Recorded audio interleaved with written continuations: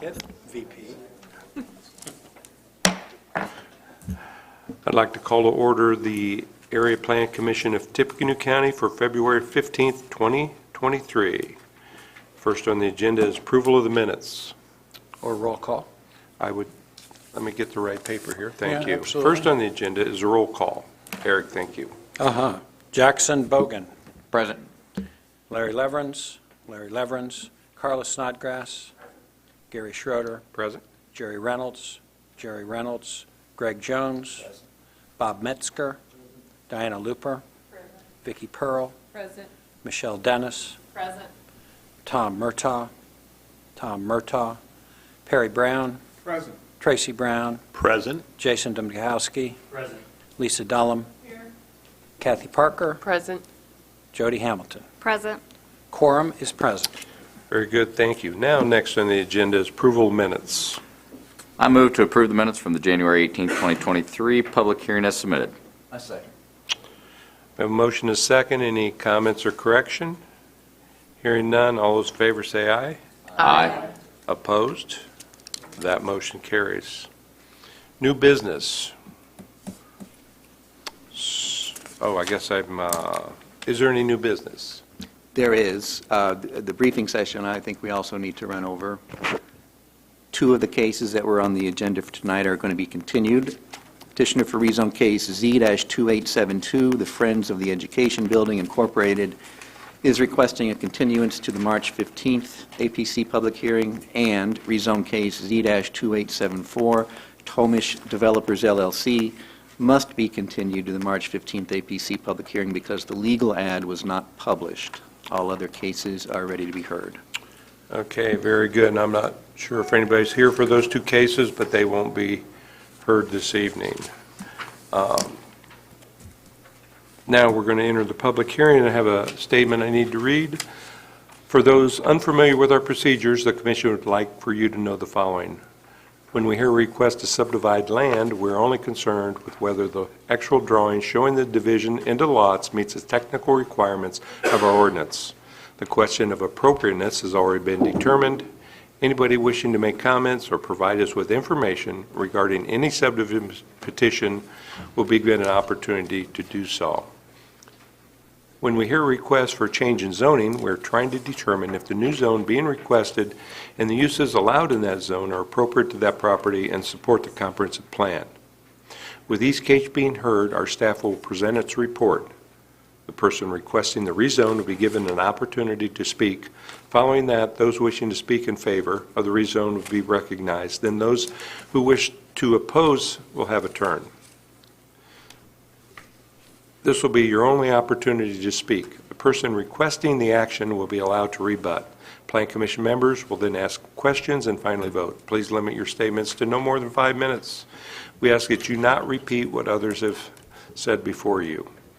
We are a 17-member body with a majority of 17 is 9. Regardless of how many commissioners are actually present, at least 9 votes in favor or 9 votes against are required for an action to be official.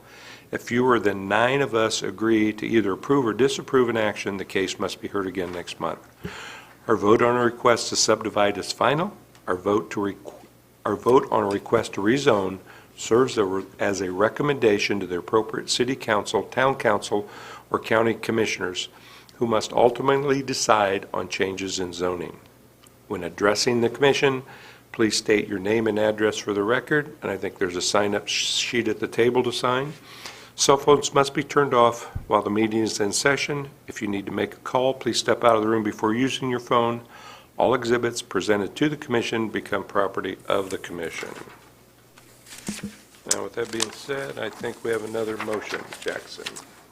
Before I get to that, I saw that we had the updated. Circle back. Go back to that? You want me to read this first? Thank you. Thank you. I move that there be incorporated into the public hearing portions of each application to be heard this evening and to become part of the evidence of such hearing: the Unified Zoning Ordinance, the Unified Subdivision Ordinance, the Comprehensive Plan, the bylaws of the Area Plan Commission, and the application of all documents filed therewith. Thank you. The staff report and recommendation on the applications to be heard this evening and responses from the checkpoint agencies. I second. All those in favor say aye.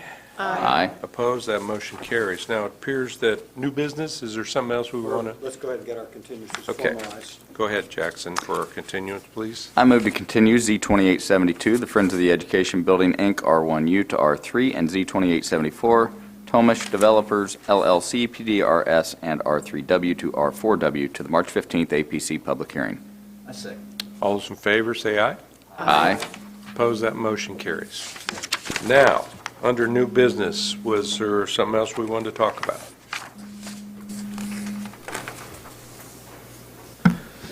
Good evening, David Hittle with the Area Plan Commission. You've recently have amended the bylaws for the Area Plan Commission. The BZA is doing the same thing with their bylaws, and there's some kind of housekeeping to take care of that goes along with that. Specifically, the bylaws include as an appendix, the forms, all of the forms that we use for land use petitions.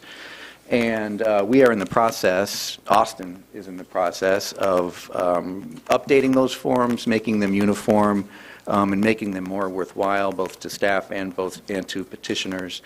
One of the forms that we want to show today is a replacement for the form you see there. That is the original longstanding notice to neighboring parties letter that gets mailed to somebody adjoining a land use site to let them know that there's going to be a public hearing about it. And it's not very useful. Almost all of that text talks about how to format an opposition letter or a support letter, when we've removed all of that from the bylaws, and it's just not very useful. So we have brought forward a new form that looks like, this is so sensitive, that. And it provides worthwhile information to people who are receiving it, letting them know what exactly is being requested, who's requesting it, giving them contact information both for staff and for the petitioner, and encouraging them to contact one or both of those parties. It's just more readable, more user-friendly, and I think ultimately more valuable and effective. So because all of our forms are included in our bylaws, we need to bring this to you tonight for approval, but at the same time, I'm asking that we remove our forms from the bylaws because, one, it's unusual that they be there. I wasn't able to find any other jurisdictions that have them. And these forms are subject to relatively frequent revision as we see things that people don't understand or things that could be worded better.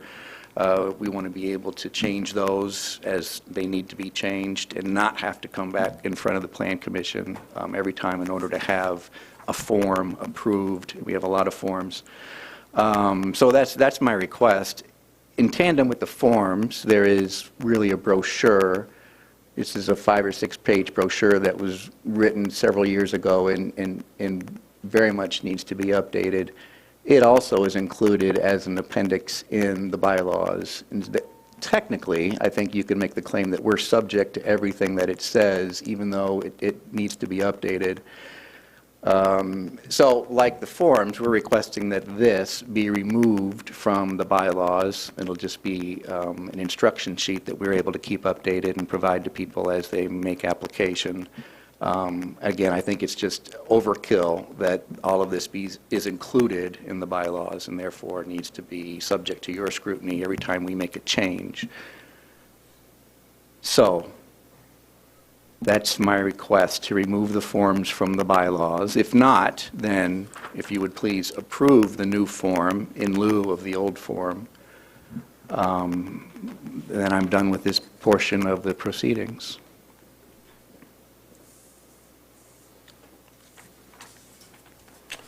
So currently, we don't have a motion on the floor, so it would appear that we have 2 requests by you.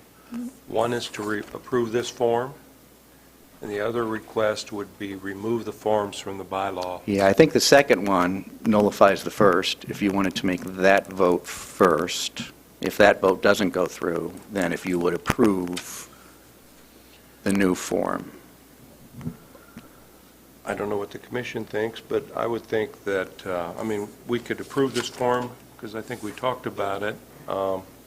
I personally wouldn't mind having more discussion about taking all the forms out of the bylaws. I'm not sure they have to be there, but just having the issue of just changing things. This kind of keeps us informed what's going on, and maybe gives the staff an opportunity to get feedback from what we've heard to make changes, opposed to now we're marching to a different drummer and we're kind of unaware of it, but I'm not sure what the rest of the commission thinks about that. How often are we, I mean, I've been on this for 11 years or whatever. This is the first form update. So how often would you say that we're going to be updating these? Is this an every meeting thing? Is this once a year? We're doing a massive update of all of our forms now. I don't know how long they've historically been updated here. Other places I've been, you're going to update, you're going to make tweaks every couple of years on any given form, probably. I guess one of my concerns is that to pass, or to make a motion to pass for the word forms when I have no clue what I'm voting on, what is included in forms scares me. Okay. And that's no offense to you. It's just Sure. I don't know what we're giving a la carte permission to. That makes sense. What I could do, and what maybe, Gary, you were shooting at, is next month I could make the case for the bigger vote, and then in the meantime, if you could just approve the new application for our notice form in lieu of the old one, so we can get started with that. And I'll correct my a la carte to carte blanche, by the way. That was incorrect terminology. But thank you. And I'll make that motion to update the form. Okay, so I have a motion to approve the form as presented. So I have a motion and a second. Any other questions or comments? I do have a question for David. Looking at this form, is that going to, is this going to be a web-based form and collect the digital information and store the data for you, or is it just a form that... For now, it's hard copy. We want to get to the point where we have a digital option for everybody, but for now, it's just hard copy. We're moving in that direction, but we kind of want to get everything uniform and set first. We'll never get totally away from paper because there's just certain, citizens that don't want to deal with anything but paper, but the digital part is down the road. On the bottom of the form where it says APC staff, is there like whoever's working on that file's number and email will be in there? It's going to be generic. The particular staff won't be assigned at the time that this goes out, so we're going to have the staff person information available when they call in, and then they will be sent to whomever the assigned staff person is for that given case. Okay, I'm sorry to be dumb. I guess if I'm handing this form out as a petitioner and to say, hey, Jackson, if you have an issue, aren't they going to be filling this in to know who Jackson would need to send his letter to? No, I'm sorry. Contact? Staff fills this out. We prepare this. So Okay. in the big blank space, we're saying who's requesting it, Okay. what they're requesting. Okay. I thought these were being handed out to the petitioner when No. to hand out. That's one of the problems, is right now the petitioner does fill out these forms, and so they go, it's just not a uniform process. There's very different voices. Sometimes they fill them out well, sometimes they don't. So staff is going to be filling out everything that gets sent from our office to the public at large. So yeah, there's nothing for the petitioner to do to it, but copy it and mail it to the entitled parties. No, I think that's a good move. Now, you touched on something else. Did we change that where the staff will be sending the notices out and the petitioner is not? Yeah, we're not sending them out. We're creating the master letter. Okay. And then we give them the letter, and we give them the mailing labels of all the entitled to receive parties, and then they make copies and mail them out via the certified like before. Also a good move, that everybody gets notified that should get notified. I think Yeah. that's good also. So, any other questions or comments? I don't have any questions on this. I have a question pertaining to the bigger picture. Okay. So are we finishing voting on this first? Let's pass this then. If there's nothing else, all those in favor of adopting the form as presented, say aye. Aye. Opposed? That motion carries. Go ahead. While Just we're on going this back up- to the overall forms, is that something that should come to bylaws first to review before it comes to the committee? Well, that's what I wonder, bylaws or ordinance committee? Yeah.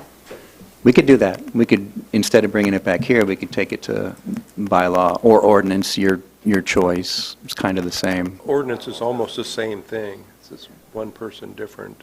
We could just discuss it in a little more detail than. At here. ordinance? Yeah, at ordinance, if that makes sense. Okay, So, we could do that. Okay. No, they don't. I think Yeah, that's his that's true. case. And to answer your question, Jackson, I think if you look at up there in the lower right-hand corner, there's all the updates. Thank you. So it's not very often, but it does get updated. So, very good. Okay, Thank you. thank you. Is that all you have? Very good. Okay. Looks like we're ready for the comprehensive plan. Jackson, please. I move to hear and vote on Thoroughfare Plan Resolution 23-02. Good evening. I'm Doug Pode, Senior Transportation Planner for the Area Plan Commission. I think it's probably been 20-plus years since I've come to this board. And the reason why is that many years ago, in a previous federal transportation legislation bill, the Federal Highway Administration and Federal Transit Administration had certain requirements on who was to be on that board. And for example, one person in particular was to be a representative of the transit system. As you see here, there's nobody in this board to be a part or representative of the transit system. So at that time, it was decided to separate out and create the policy board, and they oversee the workings of the Metropolitan Planning Organization. So this is different tonight in that we are going to present, or at least me, present to you a proposed new north-south road. It's located on the south side of Lafayette, and that we have presented this to the MPO side, and it went to the Technical Transportation Committee, which involves the engineers, the police, transit representatives as such, and then it went to the Policy Board for their review, and that is representative of the mayors, county commissioners, representative, of course, of the transit agency, and they recommended or passed this amendment of this new collector road to the thoroughfare plan and long-range plan. So that handles that side, or the transportation planning side. Now, the one unique thing about this is that on the comprehensive planning side, this body still handles those amendments. So we are bringing this proposal to you to begin the comprehensive planning amendment process, where we will present for you for your approval, denial, or continuation tonight, and then it will go to the jurisdictions, and then if everything is approved, we will then record it, and it'll become a part of the official plan. It's been quite a while since we made an amendment to the thoroughfare plan, and the specific road I am talking about is, if you're familiar with the south side of Lafayette and Concord Road, if you have driven on that road of recent, and you will see a new development underway that is pretty much right across from, or very close to, the Walmart store. Last year, we also received information for a new development just to the north of that, and if my memory is correct, that development had over 800 apartments and duplexes. And then, in our discussion of that proposal, we came to understand of even a further development, even more homes. So then when we started looking at the number of homes just in this area, it became very clear that if all of this development was to occur, there would be an issue with the number of cars traveling on Concord Road.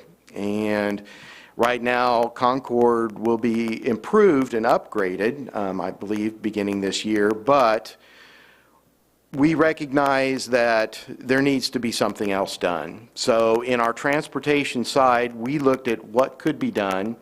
So we thought of establishing what we call a collector road. This would not be a road like Veterans Memorial, but more of a local road that would carry traffic.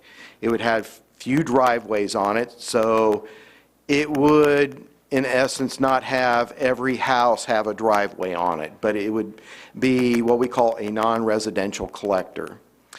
Now, the road, when we looked at it, we thought, okay, we have a good east-west connections, Veterans Memorial, 450 South, 500 South, and 600 South.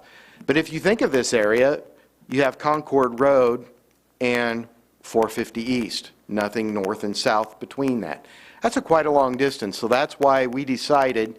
And then, of course, we had discussion with the engineering staff, both in the county and in the city, of what to do, and this proposal moved forward in constructing, at some point in the future, a new collector road that would connect Veterans Memorial to 450 South, to 500 South, to 600 South. So when this area does build in the future, which, you know, it will, we heard additional information about works that the city is going to improve in that area.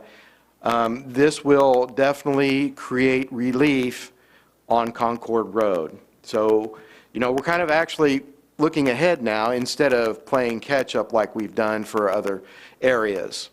So this whole thing has been presented to the MPO side, the transportation side.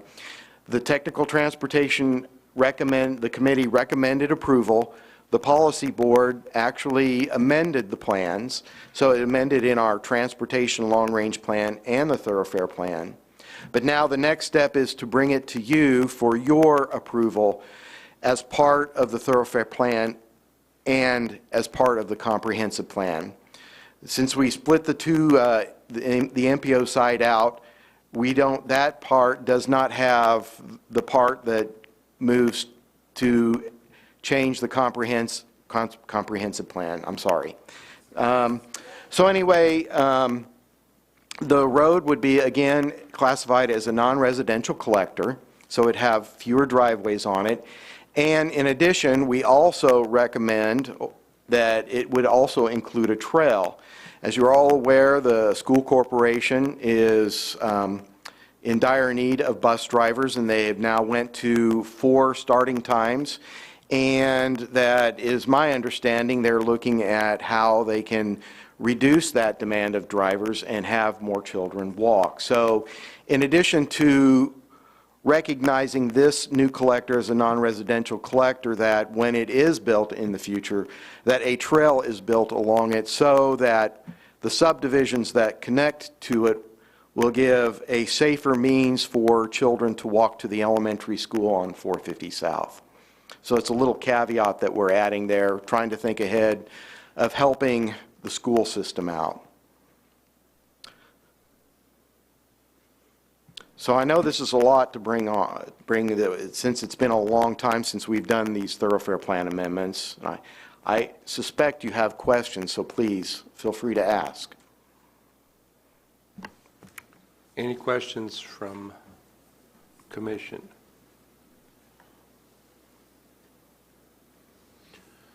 One question I have, Doug, and yes, maybe you weren't here last meeting. I think Ryan presented this before, and I could not find it in the document here. That collector road then would be the responsibility of the developer to build? Well, the goal is to get it built, but since we are classifying it as a non-residential, that the expectation is that when the developers build these subdivisions, that they help bear the responsibility of adding all of the new vehicles onto the road system. So that right now, the county is picking up the costs to reconstruct that road and make those improvements. So we're basically sharing the cost for these road improvements, not only with the local governments, but the developers who are making these improvements as well. So how is that cost shared with the local government? Well, the county is building Concord Road. You know, we have the developments out there, and they are continuing. But this is a way that, that the developers can help. For example, Park East Boulevard in Lafayette was designated as a collector, and the first section of it was built by Walmart in conjunction with the city. Now, the city has since then built the additional sections to that because the timeline in terms of development needed to be sooner than later. Now, we do have another one that we have also talked about on the north side of West Lafayette, but it's recognized in the subdivision ordinance that because of these roads, they're not primary arterials or secondary arterials, they are collectors, which is not a super wide road cross-section. It's designed to carry traffic, but not heavy traffic. So basically, we're trying to not put the full burden on local government to build all of these improvements. So I guess that's a follow-up on that. Is that a policy that's in the subdivision ordinance? Or Yes. Or in this, so it is in the. It is in the subdivision ordinance. So what roads are developers responsible for building and what roads are not? Because typically in a residential subdivision, they build those because they can load them, but then when the feedback I've gotten is there's just not enough money in a residential development to build the road to serve the slots, and then money to build a collector road that really serves the public at large, not just their cars, but other cars. And like Walmart, I think in commercial subdivisions, there's sometimes enough money to do that. I've seen sections built, but I'm just wondering if that will actually just delay development because they just won't get built. Well, I'll give you another example of a collector that you asked about, and that is Tippecanoe Boulevard that was just recently reconstructed between 9th and 18th Street. Many, many years ago, the apartment complex was there. Well, when they moved forward to actually being built, they built that portion of Tippecanoe Boulevard. The reason why it broke up is because there was only 4 inches of concrete. But in order for them to develop that apartment complex, they built that section of Tippecanoe Boulevard. Yeah, okay. I'm So, just wondering. yeah. That I think on commercial, like I said, there's enough money. On residential, there may not be enough money, or the cost of those lots are going to be prohibitive. So anyway, I'm just wondering if that is in the subdivision ordinance. Okay. Yes. Basically, we're just trying to, you know, we have many road improvements going on. If you haven't heard, the Yeager Road improvement in the county, it was out for NDOT bid. It came well over $2 million for the engineer's estimate. So road and projects are expensive, especially in those major improvements. So this is a way to share the load so that the local governments are not fully responsible all the time for all of these improvements. What's the percentage? Is it based on the, yeah, or whatever, however big the, you know, if the subdivision's 3 miles long, which is a stretch, but how's the percentages? Is it 50/50 or?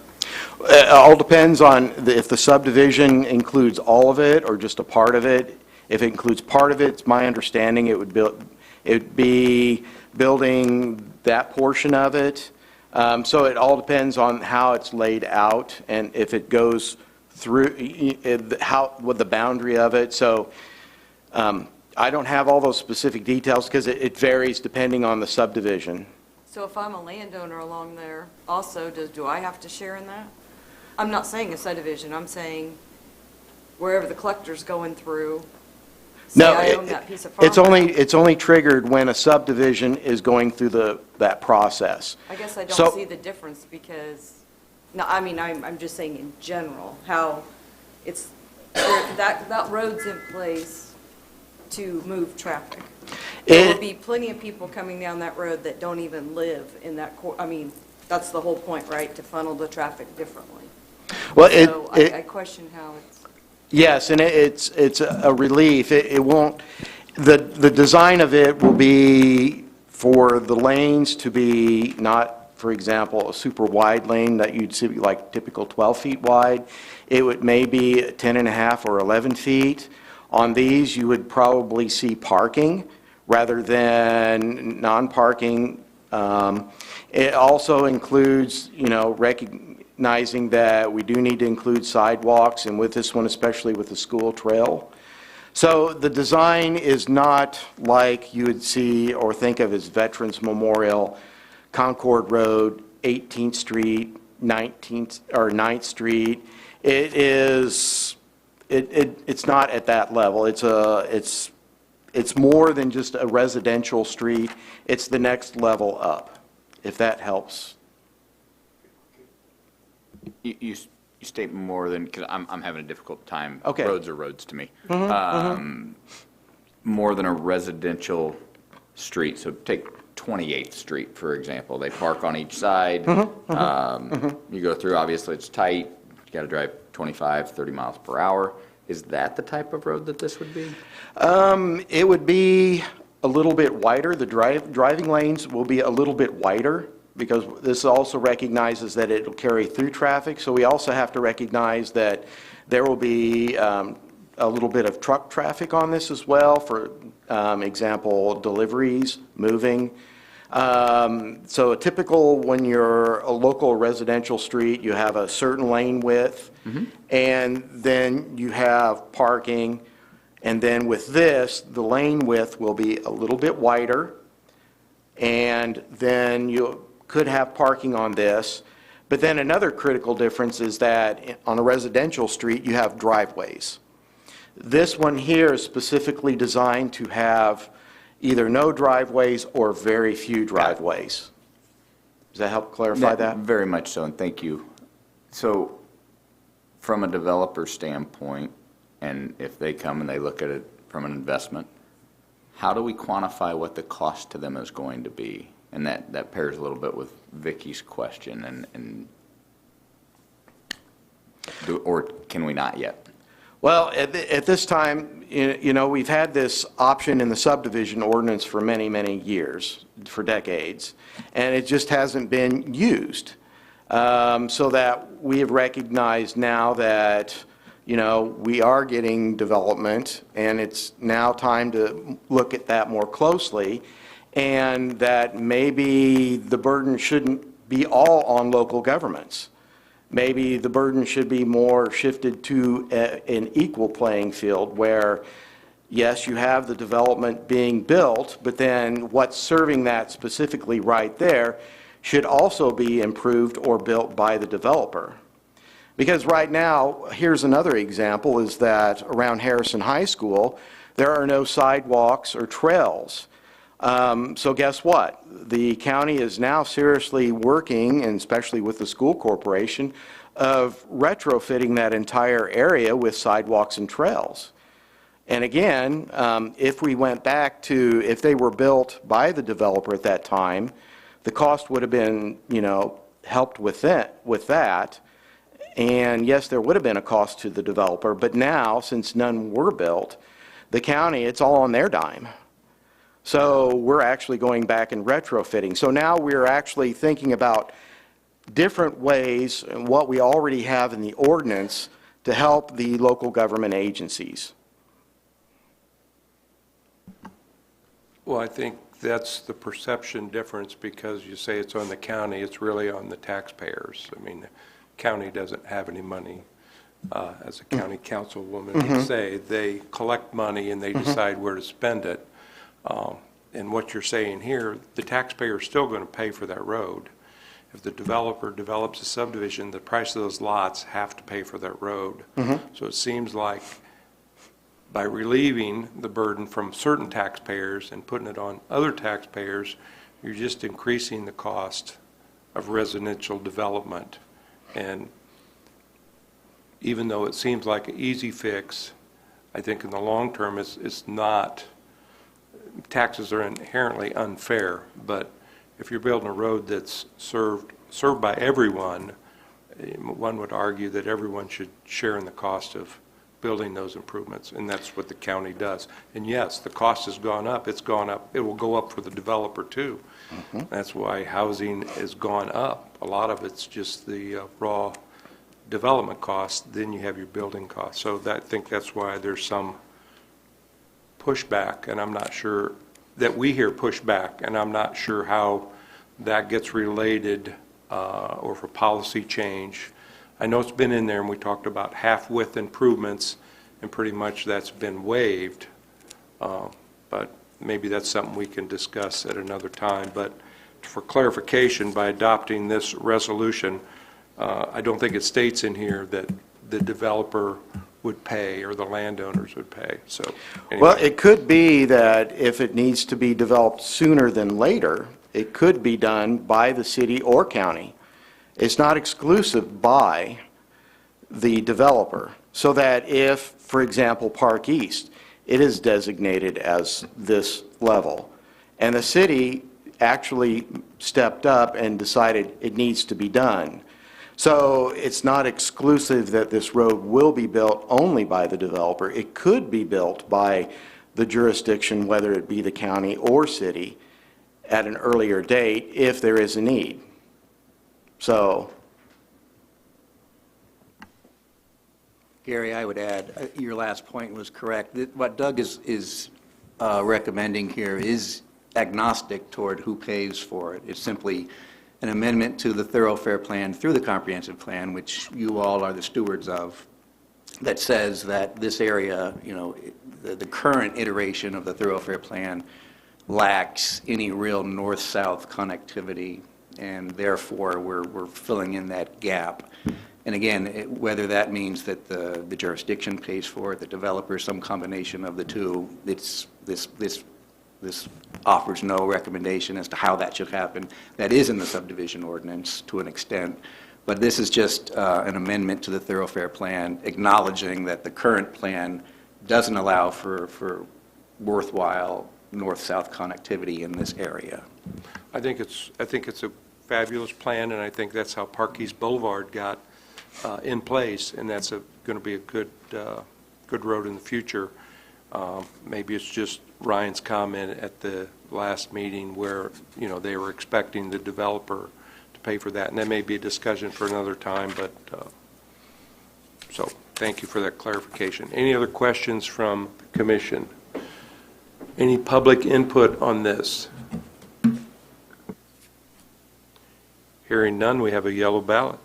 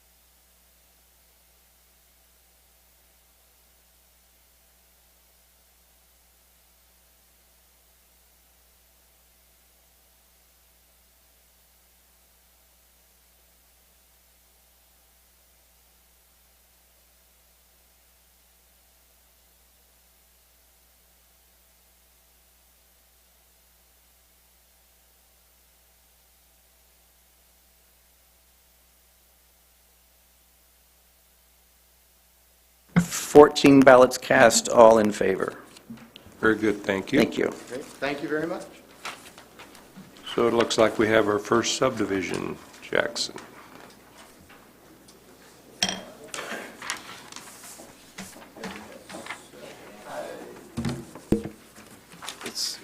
I move to hear and vote on S5113, Adranos Minor Subdivision, minor sketch. Thank you. David Tittle with the Area Plan Commission here with the first minor subdivision request. This is a property north of Calbert and west of Yeager, actually also north of Endeavor, but the primary intersection here is Calbert and Yeager. This is an area owned by the Purdue Research Foundation, and this is simply a request to change the size of a platted lot. This is a aerial photo of what's happening. The plat is the larger yellow square. The building to the lower right-hand corner was built after, I should rather say that this outlot was initially carved into the subdivision, not really knowing who the eventual user would be and what amount of area they would need to use. Then Adranos came in and developed this property, which used less than was initially platted. So this would be carving a new lot to account for the development and freeing up the rest of the initial 5 acres for future development. So it's essentially replatting to maximize the ability to use the property. And staff is supportive of the request and would answer any questions you might have.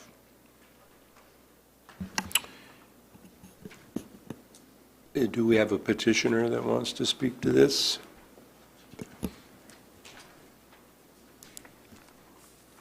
Good evening. Nathan Winslow with American Structure Point, offices at 9025 River Road in Indianapolis. Thank you, Director Hiddle, for your introduction. Everything that he's presented is completely accurate. I guess one thing just to help clarify a little bit, the original 5-acre lot, what you see in the overall yellow is about 20 acres. The original 5-acre lot was platted as a lot. The balance was just a tract, which means it's essentially unplatted. What we're proposing to do is reduce the size of the truly platted lot for purposes of the Adranos facility. The balance of that 5 acres would be reverted back to the parent tract. It's not creating a second lot within there that is that remaining 2.5 acres. It's taking that 2.5 and sending it back to what would be 15 acres, making that 17.5 acres unplatted, 2.5 acres of platted. With that, I will turn it back to you. Happy to answer any questions. Again, thank you for your time tonight. Thank you for your introduction on this. Okay, thank you. Anyone else wishing to speak to this from the audience? Any questions from the commission? Hearing none, we have a wide ballot.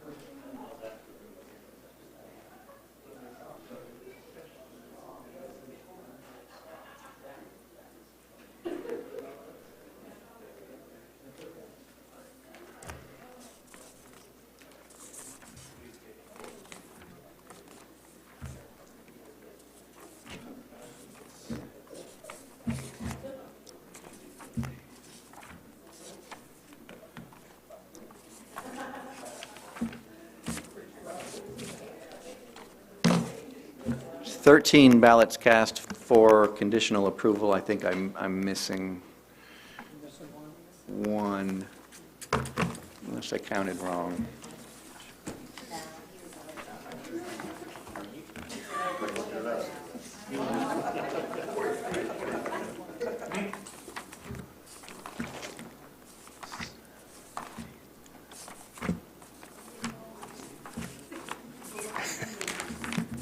13. Uh-oh.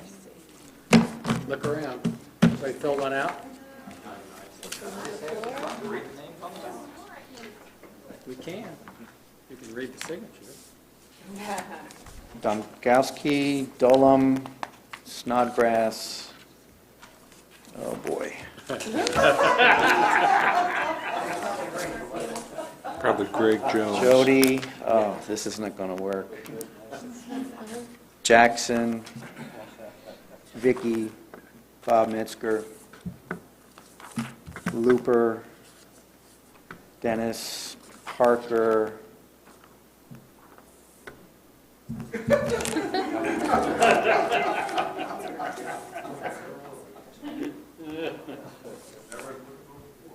Perry Brown. There you go. Who did I not?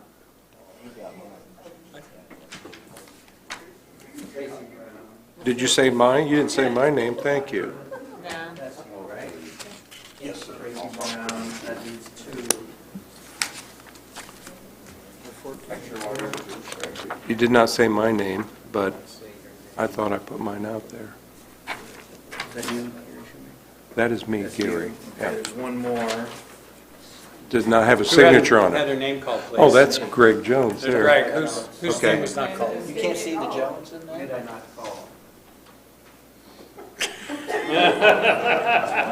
Oh, my goodness. Read them again, I'll mark Jody? them all. We have 14. We do have 14. I've counted twice now. Hey, we're in charge.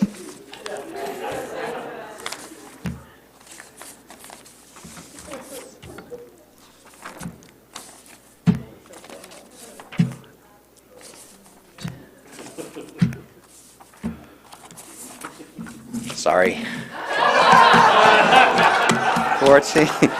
14 ballots, all in favor. Thank you. No problem. Jackson. Next subdivision, please. Little bit of humor there.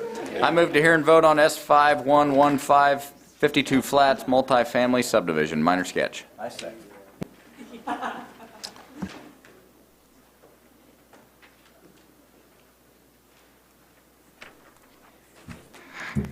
Hi, everyone. My name is Austin Hammerly. I'm our newest planner, and it's a pleasure to present this. So petitioner 52 Flats LLC, represented by Mike Wiley of Schneider Geomatics and Christopher Shellman of Gutwein Law, is seeking primary approval of a one-lot multifamily subdivision on 19.31 acres in Wabash Township.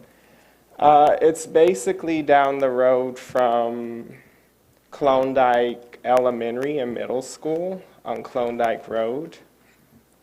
And they're requesting this subdivision because it's an existing multifamily complex that was built before the adoption of the USO in 1971.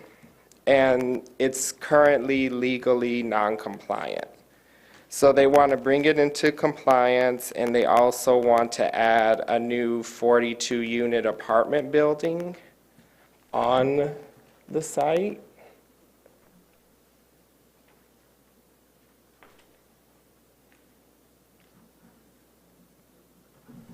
Sorry.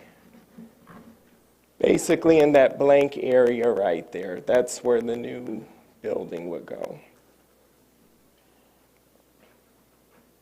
And you can see in the plan there, that's where they would put the new apartment building. All of the other structures are existing from 1971.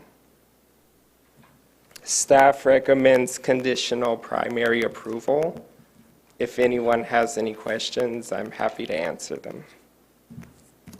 Thank you, Austin. Petitioner or their representative.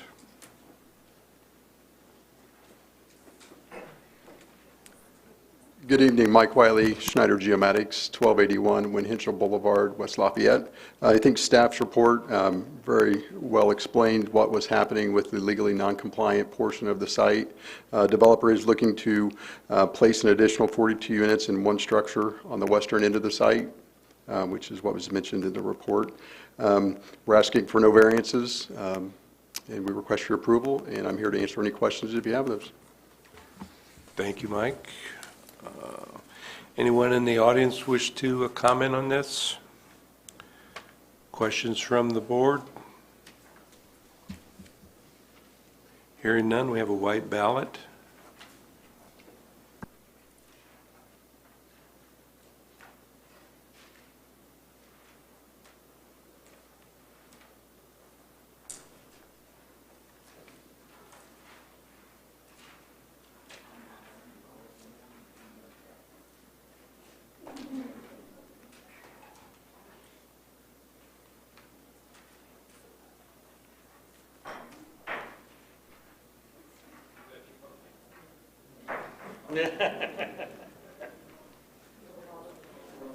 Bob has all those.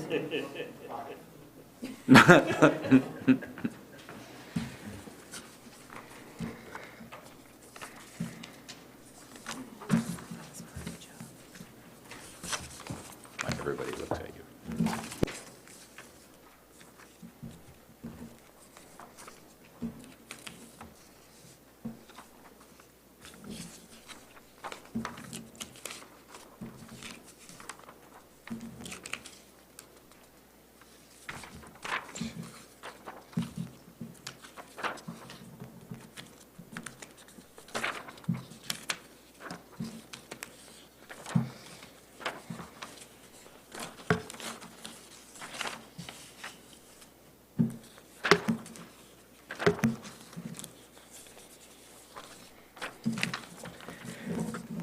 We have 14 ballots voting for conditional approval.